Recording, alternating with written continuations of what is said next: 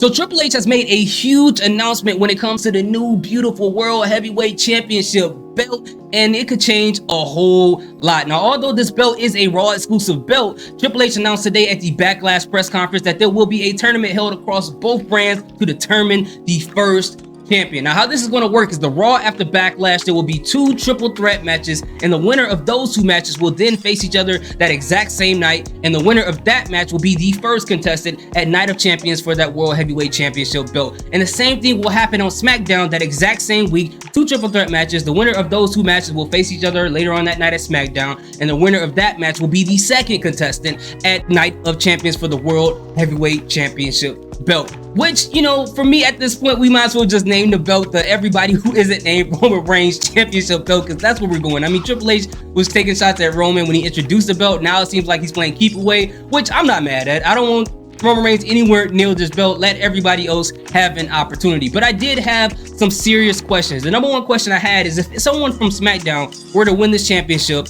how does this work as far as the draft picks go? Because SmackDown, if they got somebody who they drafted high and they end up winning that championship belt and then they lose on the Raw, how is SmackDown compensated? Do they get a switch between them and Raw? Do they get to pick that switch? Does Raw get to just give up somebody, or do they have to pull somebody from the free agency? And if that is the case, it would have been cool to have SmackDown draft Seth Rollins, then have Seth Rollins win that belt, and then switch over to Raw and get traded for Cody Rhodes, so then Cody Rhodes can go after Roman Reigns for his championship belt. But you know what? I'm not the writer. It is what it is. And the second question I had is, what was the point of the draft? I mean, we see this happen. We heard the other day that Natalya said that even though she's drafted to Raw, she's excited, but it does not mean that she can't go over to SmackDown if a feud is necessary for her to go over there. So with that being said, how serious are we about having brand exclusive rosters? But for me, I'm not that upset about it. I'm honestly not taking it that serious until a couple months in, because we saw before where there was a draft that happened and WWE dropped it because things weren't working right. So until they're like 3 or 4 months in with these brand exclusive rosters,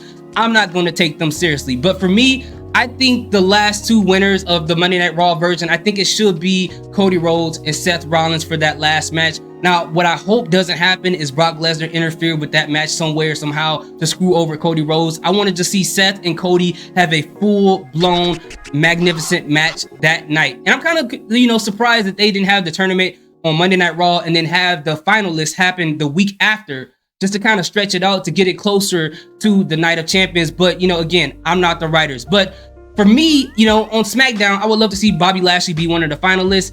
I can't think of who I would want the second person is. My voice is cracked. But you guys let me know what you think in the comment section. Do you guys feel like this is a good idea? Do you think it's a great idea? Who would you like to be involved in these tournaments? Who do you like to see be in the finalists? And who would you like to see to be the last 2 individuals to wrestle for this belt? Let's talk about it in the comment section. Thank you guys so much for watching. Salute, peace, have a good day.